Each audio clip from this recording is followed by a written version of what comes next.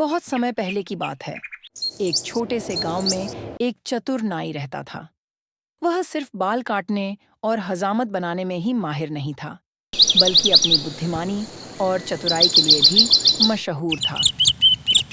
गांव के लोग उसकी चतुराई से बड़े प्रभावित रहते थे और जब भी उन्हें किसी समस्या का हल निकालना होता, वे उसी के पास जाते।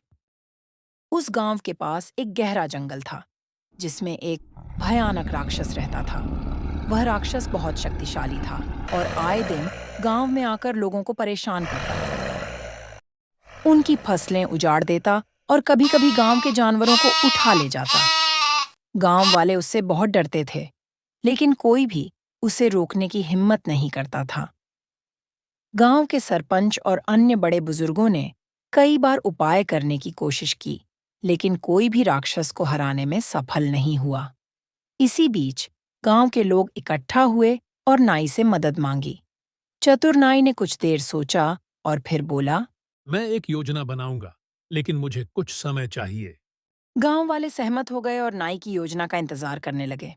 नाई ने जंगल में जाकर राक्षस की आदतों को समझने की कोशिश की। उसने देखा कि राक्षस बहुत ही लालची और मूर्ख था। उसे स्वादिष्ट भोजन बहुत पसंद था और वह अपनी ताकत पर बहुत घमंड करता था। यह जानकर नाई ने एक चाल चली। वह गांव लौटकर सबसे स्वादिष्ट भोजन बनाने वाली महिलाओं को इकट्ठा कर बोला। हम एक बड़ा भोज तैयार करेंगे और राक्षस को उसमें फंसाएंगे।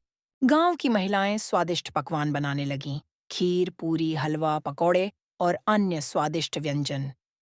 फिर नाई खुद जंगल की ओर गया और राक्षस के ठिकाने पर पहुंचकर जोर से चिल्लाया। राक्षस को स्वादिष्ट भोजन की बात सुनकर बहुत खुशी हुई। उसने सोचा, हे महान राक्षस, तुम्हारे लिए गांव वालों ने एक बड़ा भोज तैयार किया है। अगर तुम आओगे, तो तुम्हें इतना स्वादिष्ट भोजन मिलेगा जितना तुमने कभी नहीं खाया होगा। गाँव वाले मुझसे डरते हैं, फिर भी मुझे भोजन में बुला रहे हैं। मैं तो जरूर जाऊंगा। अगले दिन गांव के बाहर एक बड़े पेड़ के नीचे भोज का आयोजन किया गया। चारों ओर रंग-बिरंगी चादरें बिछाई गईं और बड़े-बड़े थालों में स्वादिष्ट भोजन परोसा गया।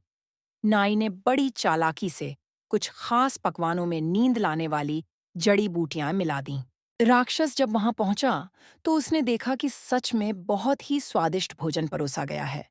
वह अपनी खुशी रोक नहीं पाया और तुरंत खाने बैठ गया। उसने पेट भरकर खाया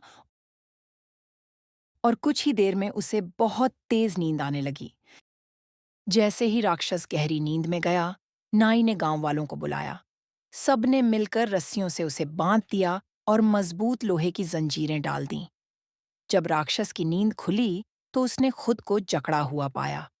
उसने छुड़ाने की बहुत कोशिश की, लेकिन नाई ने पहले ही सुनिश्चित कर लिया था कि रस्सियां इतनी मजबूत हों कि वह खुद को छुड़ा न सके। गांव वालों ने मिलकर उसे जंगल से बहुत दूर एक गहरी खाई में फेंक दिया। राक्षस के चले जाने के बाद गांव वालों ने चैन की सांस ली।